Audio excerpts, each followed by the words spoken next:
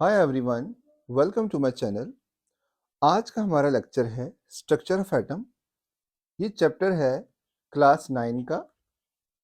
Class 9 की chemistry का ये 4th चैप्टर है और इस चैप्टर में आज हम पढ़ेंगे डिफरेंट मॉडल्स को पढ़ेंगे, आइसोटोप्स को पढ़ेंगे, आइसोबार्स को पढ़ेंगे। इस चैप्टर को मैंने दो पार्ट्स में डिवाइड किया है, पार्ट 1 एंड पार्ट 2, और दो पार्ट्स में चैप्टर कंप्लीट हो जाएगा। आइए शुरू करते हैं। Structure of atom. एटम क्या होता है? Atom is the basic building block of matter. जितना भी मैटर इस यूनिवर्स में है वो किससे बना है? एटम से। एटम स्मॉलेस्ट कंस्टिट्यूएंट है, यानी कि मैटर का सबसे स्मॉलेस्ट पार्ट जो है दैट इज एटम। और जितनी भी मैटर की केमिकल प्रॉपर्टीज होती है वो उस एटम की वजह से होती है जिससे वो बना होता है। मतलब एटम की प्रॉपर्टी ही मैटर एग्जिबिट करता है। जो प्रॉपर्टी एटम की होगी वही मैटर की भी होगी। एटम बहुत स्मॉल होता है। एटम का रेडियस नैनोमीटर्स में मेजर किया जाता है। एटम 3 सब एटॉमिक पार्टिकल्स का बना है, दैट इज प्रोटॉन। प्रोटॉन कहाँ पाया जाता है? न्यूक्लियस में। और प्रोटॉन का चार्ज जो होता है पॉजिटिव होता है और मास होता है 1 AMU, atomic mass unit. Neutron भी न्यूक्लियस में पाया जाता है। इसके ऊपर कोई चार्ज नहीं होता है, ये न्यूट्रल होता है और इसका भी मास होता है 1 एटॉमिक मास यूनिट। इलेक्ट्रॉन जो है ये भी एटम के अंदर पाया जाता है और इलेक्ट्रिकली नेगेटिव चार्ज होता है इसके ऊपर। जैसे प्रोटॉन पॉजिटिव चार्ज होता है, इलेक्ट्रॉन नेगेटिव चार्ज होता है इसके ऊपर, और इसका मास होता है नेग्लिजिबल। यानी कि जब हम एटम के मास को देखते हैं तो हम इलेक्ट्रॉन के मास को नेग्लेक्ट कर देते हैं। मतलब एटम के मास में इलेक्ट्रॉन के मास का कोई रोल प्ले नहीं होता। कहने का मतलब ये है कि अगर एक एटम है उसका मान लीजिए मास है 20 kg, लेट अस सी, हाँ, तो एक इलेक्ट्रॉन बाहर निकल जाता है, इसके मास में कोई फर्क नहीं पड़ेगा, लेट अस सी।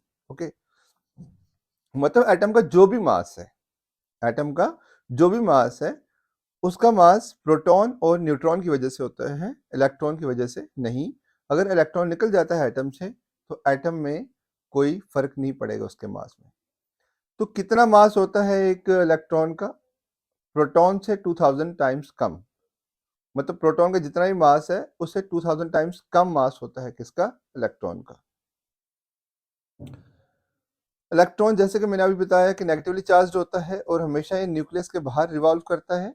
प्रोटॉन और न्यूट्रॉन साथ में बाइंडेड होते हैं और ये दोनों मिलकर बनाते हैं न्यूक्लियस। और न्यूक्लियस पॉजिटिव चार्ज कैरी करता है और न्यूक्लियस के आसपास ऑर्बिट्स में क्या घूमते हैं? इलेक्ट्रॉन्स। और तीनों हैं सब एटॉमिक पार्टिकल्स एटम के। इलेक्ट्रॉन, प्रोटॉन और न्यूट्रॉन तीनों क्या है? सब एटॉमिक पार्टिकल्स हैं किसके? एटम की। बात करते हैं प्रोटॉन की। 1886 में अर्नेस्ट गोल्डस्टीन ने डिस्कवर किया कि पॉजिटिवली चार्ज पार्टिकल्स, जब उसने एक एक्सपेरिमेंट किया, कैथोड रे एक्सपेरिमेंट था, तो जब उसने एक्सपेरिमेंट किया उसने देखा कि जो पॉजिटिवली चार्ज पार्टिकल्स वहां क्रिएट हो रहे हैं उस कैथोड ट्यूब के अंदर, उसको, उन पार्टिकल्स को उसने नाम दिया प्रोटॉन। और प्रोटॉन को, उन रेज को, जो रेज वहां पे बन रही थी कैथोड ट्यूब के अंदर, उसको नाम दिया गया कैनाल रेज। और ये पॉजिटिवली चार्ज पार्टिकल से बने होते हैं। उन पॉजिटिव चार्ज पार्टिकल्स को बोलते हैं प्रोटॉन। प्रोटॉन का मास कितना होता है इलेक्ट्रॉन से? 2000 टाइम्स ज्यादा। मतलब प्रोटॉन का मास इलेक्ट्रॉन से 2000 टाइम्स ज्यादा होता है। इन जनरल प्रोटॉन जो होता है उसको हम रिप्रेजेंट करते हैं P प्लस के साथ, और हमेशा प्रोटॉन का जो चार्ज होता है दैट इज +1। प्रोटॉन कहाँ होता है? न्यूक्लियस में, at the centre of the atom. Neutron की डिस्कवरी जेम्स चैडविक ने की थी 1932 में। और न्यूट्रॉन भी एक सब एटॉमिक पार्टिकल है लेकिन इसका चार्ज न्यूट्रल होता है। इसका मास भी 1 AMU होता है और इसका मास अप्रॉक्स प्रोटॉन के इक्वल ही रहता है और इसको नाम दिया गया था न्यूट्रॉन। न्यूट्रॉन प्रेजेंट होता है न्यूक्लियस में, हर एक एटम के न्यूक्लियस में होता है एक्सेप्ट हाइड्रोजन। हाइड्रोजन में प्रोटॉन नहीं होता है। मैं हाइड्रोजन के आइसोटोप्स की बात नहीं कर रहा हूँ, मैं जनरल हाइड्रोजन की बात कर रहा हूँ। हाइड्रोजन एटम में सिर्फ प्रोटॉन होता है एक, इसीलिए प्रोटॉन हाइड्रोजन का मास 1 ही रहता है। हाइड्रोजन में कोई न्यूट्रॉन नहीं होता है। और नाइट्रोजन न्यूट्रॉन को हम रिप्रेजेंट करते हैं स्मॉल n से। एटॉमिक मास क्या होता है? एक एटम का जो एटॉमिक मास होता है वो प्रोटॉन और न्यूट्रॉन का सम होता है। मतलब किसी भी एटॉमिक मास, मान लीजिए मैग्नीशियम की अगर हम बात करें तो मैग्नीशियम का मास होता है 24, क्योंकि इसके अंदर होते हैं 12 प्रोटॉन प्लस 12 न्यूट्रॉन। तो न्यूट्रॉन और प्रोटॉन मिला के बनाते हैं क्या? Atomic mass. बात कर रहे हैं हम इलेक्ट्रॉन की। तो इलेक्ट्रॉन की डिस्कवरी जे थॉमसन ने करी थी 1897 में। इलेक्ट्रॉन नेगेटिवली चार्ज होते हैं और इनका मास होता है प्रोटॉन से 2000 टाइम्स कम। इलेक्ट्रॉन को हम कैसे रिप्रेजेंट करते हैं? ई नॉट, ऐसे ई से। और एटॉमिक नंबर जो होता है हमेशा नंबर ऑफ प्रोटॉन के बराबर होता है, और नंबर ऑफ प्रोटॉन हमेशा इलेक्ट्रॉन के बराबर होते हैं। मतलब एटॉमिक नंबर जो होता है हमारा, हमेशा उसको हम कैसे लेते हैं? नंबर ऑफ प्रोटॉन के इक्वल लेते हैं। कभी हम उसको नंबर ऑफ प्रोटॉन की, हम उसको नंबर ऑफ इलेक्ट्रॉन के इक्वल नहीं लेते हैं, हमेशा नंबर ऑफ प्रोटॉन के इक्वल लेते हैं। नंबर ऑफ इलेक्ट्रॉन और नंबर ऑफ प्रोटॉन जो होते हैं हमेशा इक्वल होते हैं किसी एटम में। वो अलग बात है कि इलेक्ट्रॉन गेन और लूज होते रहते हैं, लेकिन प्रोटॉन जो होता है गेन लूज नहीं होते हैं, इसीलिए प्रोटॉन का ही नंबर हम एटॉमिक नंबर लेते हैं। ठीक है बच्चों, ध्यान से सुनना मेरी बात। जो एटॉमिक नंबर होता है that is equal to the number of protons, या ये कह सकते हैं कि जो एटॉमिक नंबर होता है उतने ही प्रोटॉन्स होते हैं एक एटम के अंदर। Dalton's atomic theory. John Dalton ने 1808 में हमें एटम के बारे में बताया, और जॉन डाल्टन ने कहा कि एटम जो है इनडिविजिबल है, इनडिस्ट्रक्टेबल है, खत्म नहीं हो सकता, डिवाइड नहीं हो सकता। और इसकी डिस्कवरी जो है सब एटॉमिक पार्टिकल्स की, जब सब एटॉमिक पार्टिकल्स की डिस्कवरी हुई तो डाल्टन के जो एस्पेक्ट थे, डाल्टन की जो बातें थी, वो थोड़ी सी गलत साबित होने लगी कि एटम जो है वो अनडिविजिबल है। हमें ये पता चला कि एटम डिविजिबल है, और इसमें और भी बहुत सारे सब एटॉमिक पार्टिकल्स थे। तो हमें पता चला कि इलेक्ट्रॉन और प्रोटॉन जो होते हैं वो अरेंज्ड होते हैं एटम के अंदर। बहुत सारे साइंटिस्ट्स ने डिफरेंट डिफरेंट एटॉमिक मॉडल्स अपने दिए, जैसे जे थॉमसन जो था फर्स्ट था जिसने मॉडल दिया स्ट्रक्चर ऑफ एटम का। उसके बाद अर्नेस्ट रदरफोर्ड आए, उसके बाद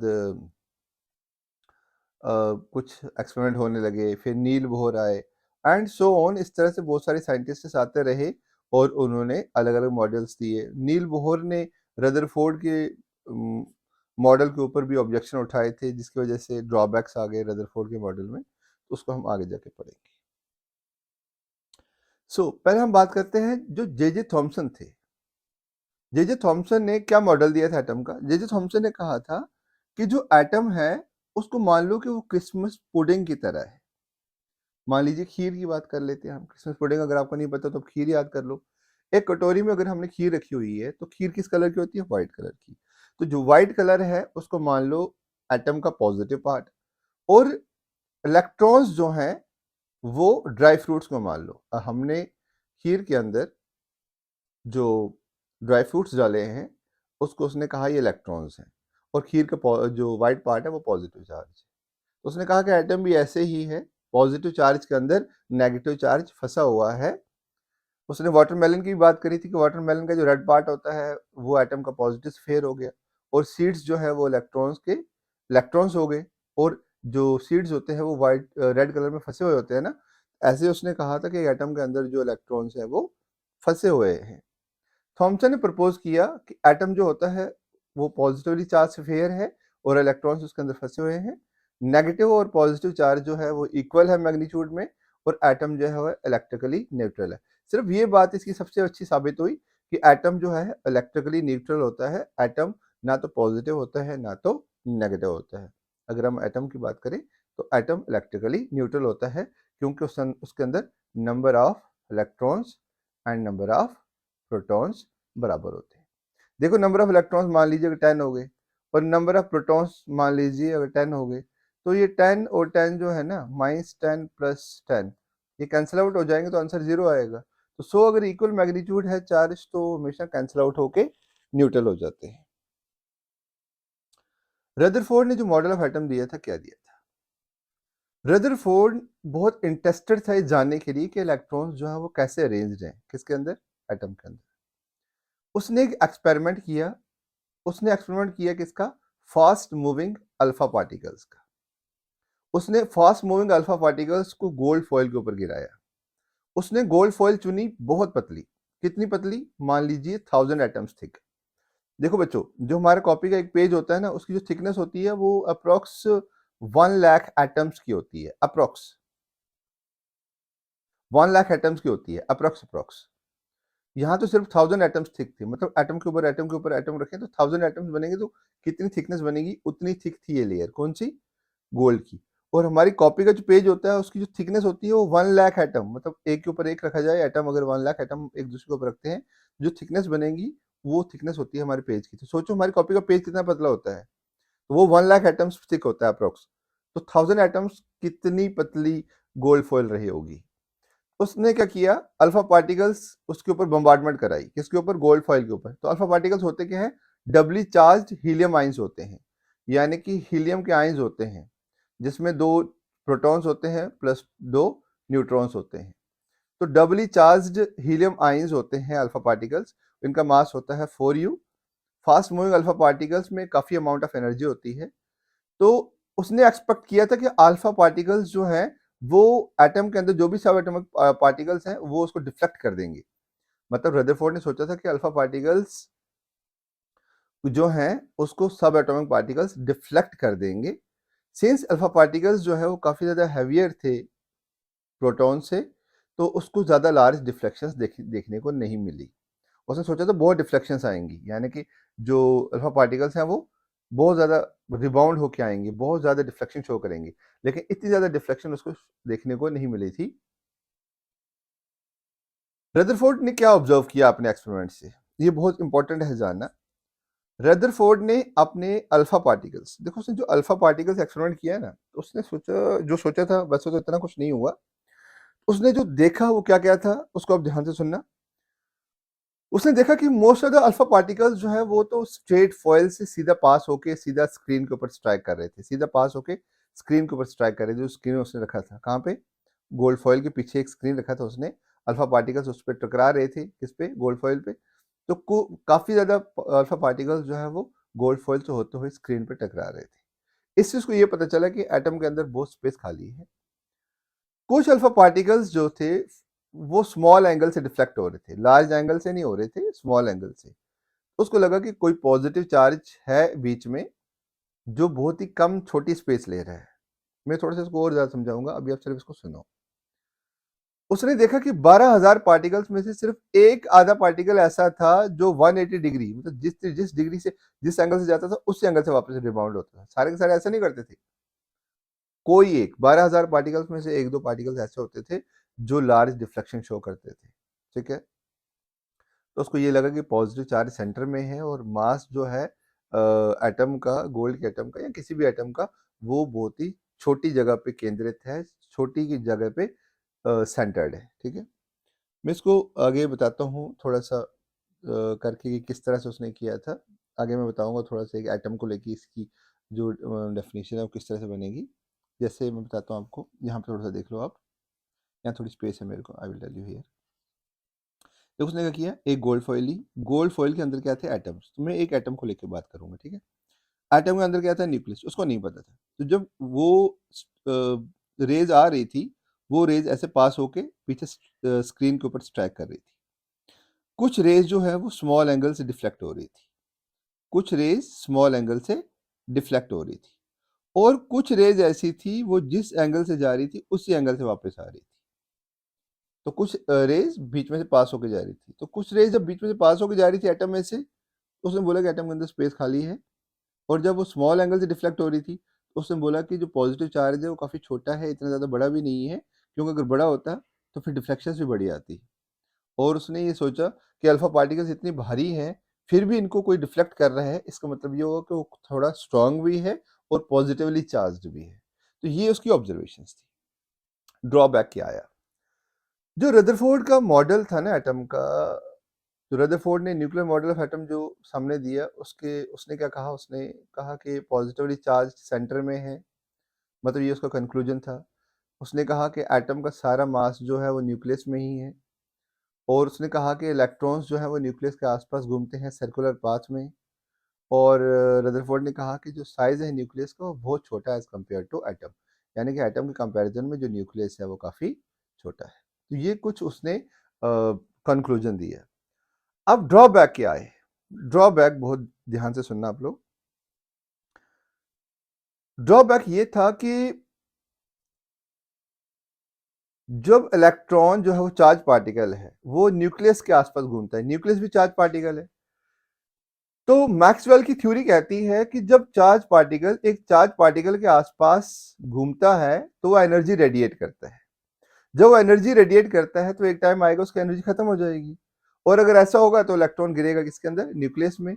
और अगर न्यूक्लियस में गिरेगा तो एटम खत्म हो जाएगा, और अगर एटम खत्म होगा तो मैटर भी खत्म हो जाएगा, एंड अगर मैटर खत्म होगा तो यूनिवर्स तो फिर होना भी नहीं चाहिए था। लेकिन ये हमें पता था कि एटम जो है वो स्टेबल है, तो ऐसा कुछ नहीं होता है कि इलेक्ट्रॉन जो है वो न्यूक्लियस के आसपास घूमते हैं। तो यहाँ पे कुछ ग्लिच था, यहाँ पे कुछ ऐसी चीज थी जो नहीं पता थी उस टाइम पे, तो ये ड्रॉबैक आ गया। क्योंकि मैक्सवेल ने चैलेंज कर दिया रदरफोर्ड की, कि रदरफोर्ड को बोला कि भाई क्या बोले जा रहे हो, इलेक्ट्रॉन घूमता है न्यूक्लियस के बाहर आसपास, तो अगर इलेक्ट्रॉन न्यूक्लियस के आसपास घूमता है तो इलेक्ट्रॉन क्यों नहीं गिर रहा न्यूक्लियस में? इलेक्ट्रॉन सारी एनर्जी खत्म क्यों नहीं कर रहा? क्योंकि ये तो चार्ज पार्टिकल है, न्यूक्लियस भी चार्ज पार्टिकल है, और एक चार्ज पार्टिकल जब चार्ज पार्टिकल के आसपास घूमता है तो एनर्जी रेडिएट करता है, तो ऐसा क्यों नहीं हो रहा? तो यहाँ से ये पता चला कि एटम स्टेबल है, लेकिन रदरफोर्ड के अकॉर्डिंग ये अनस्टेबल हो रहा था। तो ये सबसे बड़ा ड्रॉबैक आ गया, जिसको खत्म किया था किसने? नील बोर ने। तो हम अपने वीडियो के सेकंड पार्ट में नील बोर के मॉडल ऑफ एटम को देखेंगे, आइसोटोप्स, आइसोबार्स और बाकी सारी चीज़ों को देखेंगे। इस वीडियो में इतना ही। I hope you like the video, and if you like, please comment, subscribe and like the video. Thank you so much for watching.